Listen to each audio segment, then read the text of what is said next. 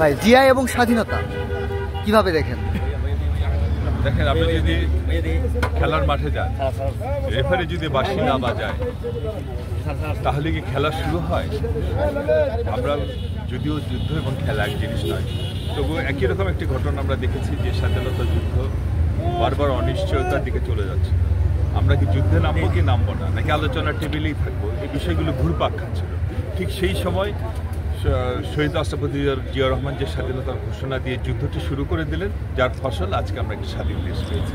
সুতরাং শহীদ রাষ্ট্রপতি জিয়া রহমান এবং বাংলাদেশের স্বাধীনতা, বাংলাদেশের স্বাধীনতা যুদ্ধ ওতপ্রোতভাবে জড়িত, কোনোটাকে আলাদা করে দেখবার কোনো সুযোগ নেই। বিগত সরকার শহীদ জিয়াউর রহমানকে ভয় পেত কেন? ভয় পেত শহীদ রাষ্ট্রপতি জিয়া রহমানের জনপ্রিয়তা, তার সততা, তার দেশপ্রেম এই বিগত সরকারের বিরুদ্ধে যায়। অর্থাৎ দুর্নীতিগ্রস্ত, আপাতমস্তক দুর্নীতিগ্রস্ত একটি সরকার, বিদেশি দালাল একটি সরকারের সাথে জিয়া রহমানের স্ত্রী পরস্পর বিরোধী, তাই জিয়া রহমানকে তারা ভয় পেত।